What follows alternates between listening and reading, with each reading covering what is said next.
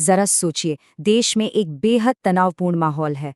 अचानक आपके फोन पर एक ऑडियो क्लिप वायरल होती है जिसमें एक बहुत बड़े नेता कुछ बेहद भड़काऊ बात कह रहे हैं। चारों ओर तुरंत अफरा तफरी मच जाती है।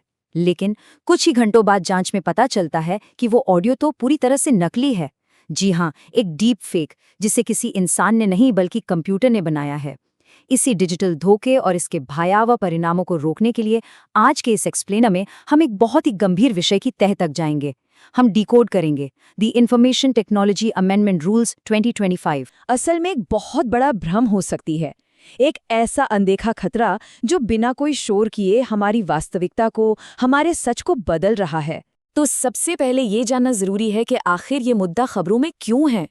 दरअसल union ministry of electronics and information technology यानी मीटी ने हाल ही में एक नया प्रस्ताव रखा है। इसका पूरा नाम है information technology intermediary guidelines and digital media ethics code amendment rules 2025।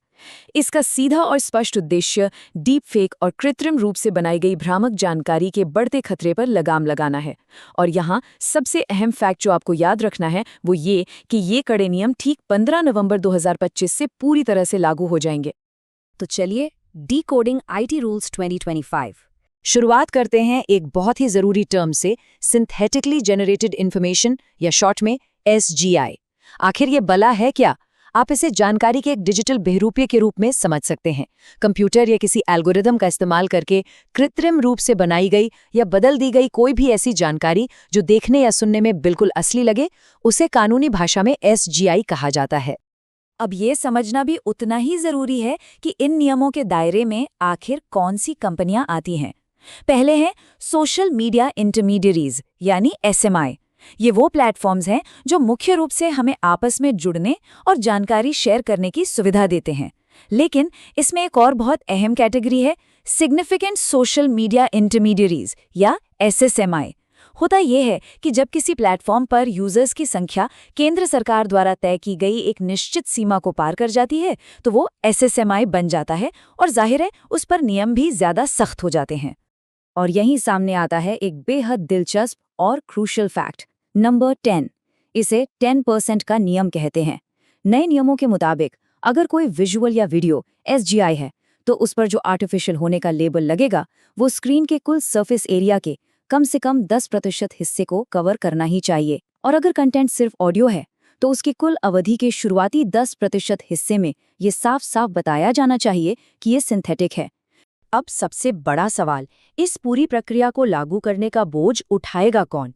चलिए बात करते हैं द बर्डन ऑन प्लेटफॉर्म्स की और देखते हैं कि सोशल मीडिया कंपनियों पर कौन सी नई जिम्मेदारियां डाली गई हैं। पहला, उन्हें कंटेंट अपलोड करने वाले यूजर्स से एक स्पष्ट डिक्लेरेशन लेना होगा कि क्या उनका कंटेंट सिंथेटिक है। दूसरा, इस डिक्लेरेशन को वेरीफाई करने के लिए कंपनियों को ऑटोमेटेड तकनीकी टूल्स तैनात करने होंगे। और तीसरा, उन्हें सुनिश्चित करना होगा कि AGI लेबल्स बिल्कुल साफ दिखाई दें। और यहाँ प्लेटफॉर्म्स के लिए एक बहुत बड़ी चेतावनी है। एग्जाम्स के नजरिए से अब जो मैं आपको बताने जा रहा हूँ वो तथ्यों का खजाना है। इस नए नियम के तहत किसी भी गैर कानूनी जानकारी को हटाने का अधिकार हर किसी को नहीं दे दिया गया है।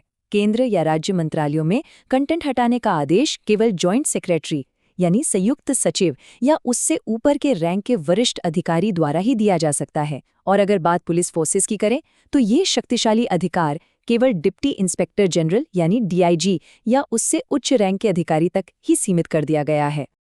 इस पूरी कहानी में एक बहुत बड़ा विलन भी है और वो है द डिटेक्शन डिलेमा, यानी इस आधुनिक AI को पहचान पाने की तकनीकी चुनौती। असल में हमारे सिस्टम के सामने 4 सबसे बड़ी बाधाएं खड़ी हैं। पहला, हमारे पास अभी भी स्टैंडर्ड बेंचमार्क नहीं है, जिससे कभी-कभी असली इंसानी कंटेंट को भी मशीन गलती से AI मान लेती है। दूसरा, इंटरनेट पर AI कंटेंट की बाढ़ आ गई है और इसे प्रोसेस करने की हमारी क्षमता और बजट दोनों कम पड़ रहे हैं। तीसरा, विदेशी सर्वर का इस्तेमाल करने वाले गुमनाम क्रिएटर्स को ट्रैक करना भूसे के ढेर में सुई ढूंढने जैसा है। और चौथा, AI के तेज इनोवेशन और एक आम इंसान की प्राइवेसी के बीच बैलेंस बनाना, ये अपने आप में एक बेहद नाजुक काम है। कि आज मानव निर्मित सच और AI के बीच का फर्क लगभग खत्म सा हो गया है। मिडजर्नी, डाली और स्टेबल डिफ्यूजन जैसे जेनरेटिव एआई टूल्स आज इतनी हाइपर रियलिस्टिक और परफेक्ट तस्वीरें बना रहे हैं कि हमारी आंखें तो छोड़िए, कई बार बड़े बड़े एल्गोरिदम भी धोखा खा जाते हैं। आइए अब भारत और दुनिया के डिफेंसिव फ्रेमवर्क्स का एक क्विक और डिटेल्ड एनालिसिस करते हैं। भारत में इलेक्शन कमीशन ऑफ इंडिया ने साफ कर दिया है कि चुनाव प्रचार के किसी भी सिंथेटिक कंटेंट पर 10% का लेबल होना चाहिए और पकड़े जाने पर 3 घंटे के भीतर उसे हटाना होगा।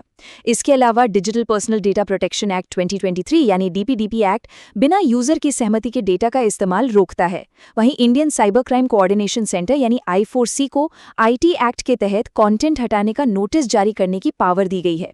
अगर ग्लोबल लेवल पर देखें तो यूरोपियन यूनियन के AI एक्ट ने सिंथेटिक कंटेंट की वाटरमार्किंग को अनिवार्य कर दिया है, जबकि डेनमार्क और चीन ने डीप फेक और AI लेबलिंग के लिए बेहद सख्त कानूनी ढांचे बना लिए हैं।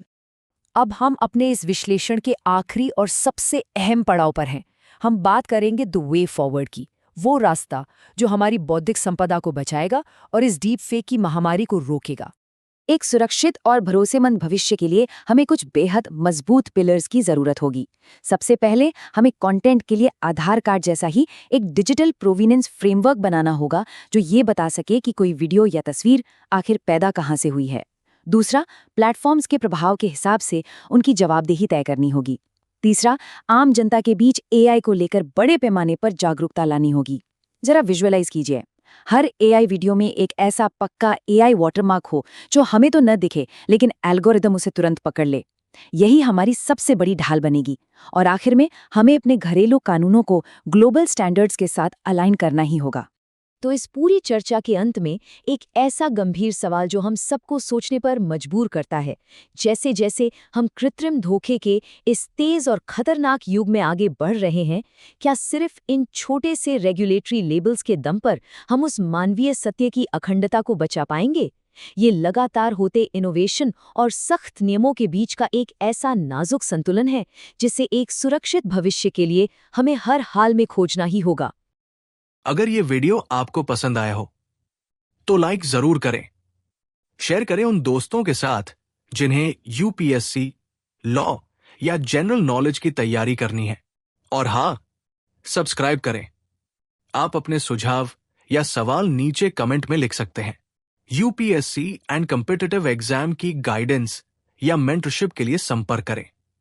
Our contact information is given in description. धन्यवाद। मैं हूं कृणाल ठाकुर। मिलते हैं अगले भाग में। जय हिंद।